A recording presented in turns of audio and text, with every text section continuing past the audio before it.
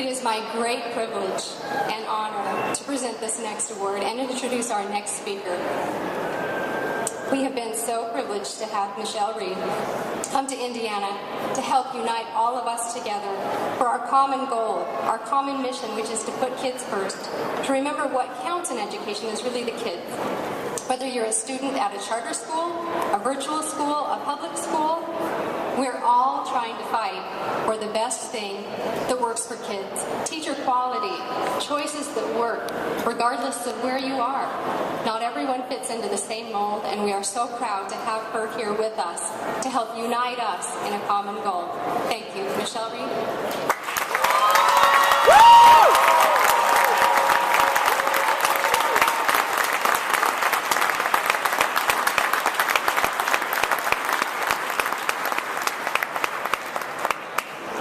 Good morning, Indiana. I want to thank all of the elected officials here today, to Commissioner Bennett, to the parents, the grandparents, the students for being here this morning. But in particular, I want to make sure that we are acknowledging the people in the room who actually have the hardest job every single day, which is our teachers. So can I hear it for Indiana's teachers?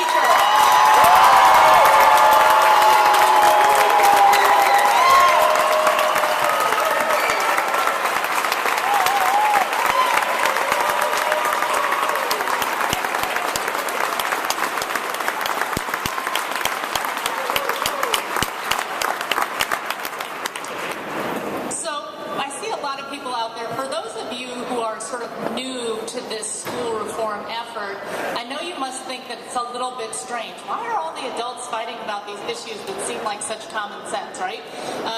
Let me tell you a little bit about my experience in coming into this field and understanding some of the dynamics that are going on. I was the chancellor of the Washington, D.C. public schools for 3.5 years. I took over the school district in 2007, and when I took it over, it was the lowest performing and most dysfunctional school district in all of the country, and it was widely known for that. We had an achievement gap between where our white students were performing and where our black students were performing of 70 percentage points. That's 70 percentage points. If you were a 9th grader entering into high school in our system, the probability that you would graduate from college within 5 years was 9%. And of all of the 8th graders in the city's schools, only 8% of them were on grade level in mathematics. 8%. Which means that 92% of our kids did not have the skills and knowledge necessary to be productive members of society. So I started going around the city and talking about what I thought was possible, that we wanted a school system that served every single child well. And I would often go to these forums where I would give speeches like this, and I would talk about the vision, and I would talk about what could be accomplished, what we had to do right by kids, and inevitably, afterwards, people would come up to me after the speech and say, "You know what, Michelle, we like you. You seem smart, you're energetic, you're really passionate about school reform, but you are not going to be successful." And I always said, "Gee, thanks. Why do you think so?" And they'd say, "Because schools are a reflection of the communities that they're in.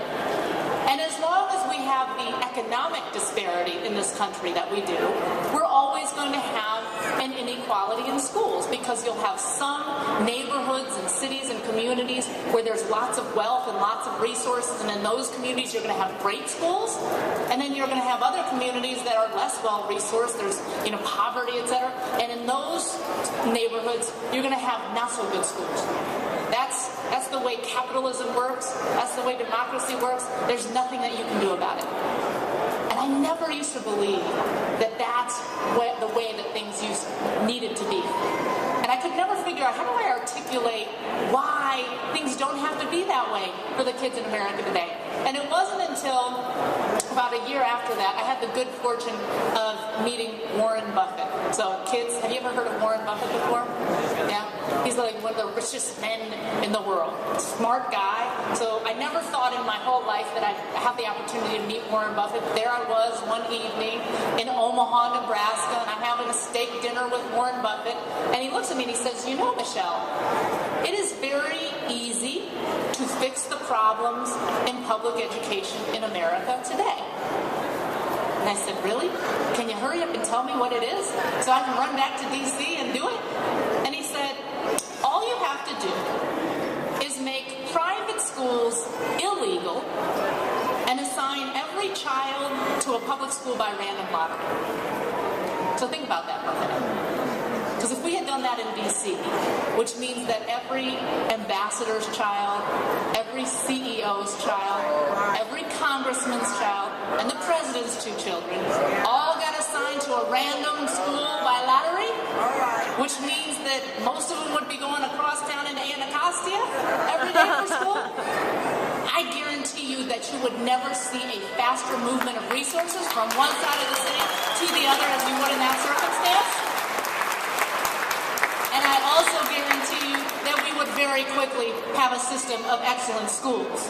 So the point that Warren Buffett was trying to make was not let's close down private schools, but if everybody had equal chances and we were all sending our children to those schools together, then we would see a wildly different thing occur. So the question in my mind is not, is it possible to change the circumstance so that every kid in this country could get an excellent education? That's not the question, because the answer to that question is very easy.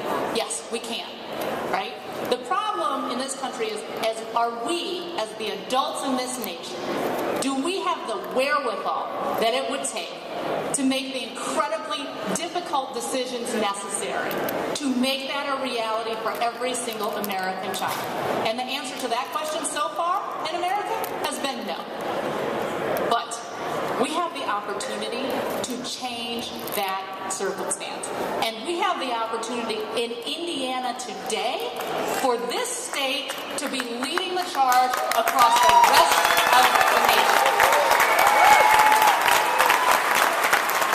Indiana can be at the forefront of education reform, but there are 2 things that are going to happen in order for us to determine whether the Hoosier state is going to lead the charge or not. The first thing is that we need to make sure that we don't make these issues about politics, about partisan politics. Yesterday I had the good fortune of meeting with Republicans and Democrats. You have a situation where you have a Republican governor who is in lockstep with a Democratic president who are talking about the same things in education reform. And let me tell you why this is so important. Because I actually made this mistake, so I'm going to tell you about what you should not do. I'm a Democrat. Because I'm a Democrat, I used to be against school vouchers. Because people say, oh, it's taking money away from the system and it's giving money to private entities. And so I was against it. Until I actually got into the trenches and I was responsible day to day for making sure that 45,000 kids in the city of D.C. were getting a great education. And then let me tell you what happened. I had mothers coming to me every day who had done exactly what we would wanted them to do. So they researched their neighborhood school, and they'd say, I can't send my child to this school. 10% of the kids in this school are in grade level. My child has a 90% chance of failure if I send them to this school. Can't do it, right? So then next, they would enter into our, what we call the out-of-boundary lottery process. We had about a dozen schools that were great in D.C. on the other side of town. They always had a few spots open every year. So people would apply for the lottery. And then inevitably they would lose the lottery because there are not enough spaces in those grade schools. And then they would come to me and say, now what do I do? And if I, as the chancellor of the school system, did not have a public school, a slot in a public school, that I would feel comfortable sending my own 2 children to, if I didn't have that to offer to the mother, then I thought, who am I to deny this mom a $7,500 voucher to potentially go to, for example, a Catholic school and get a great education for their kids? I was not going to look that mother and that child in the eye and say, just give me 5 years. Take one for the team. Just wait it out until the system gets better. That's not an answer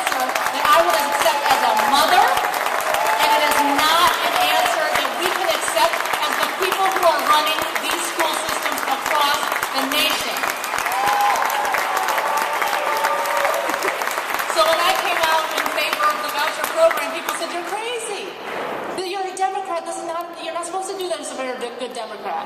And furthermore, you have the most to lose because, look, you're going to lose kids out of your system and you're going to lose money out of your system. I said, here's the problem with your thinking.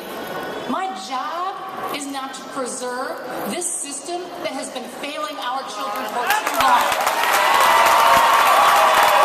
My job is to make sure that every single child gets an excellent education regardless of what school that's in. We have to stay away from those partisan ideals.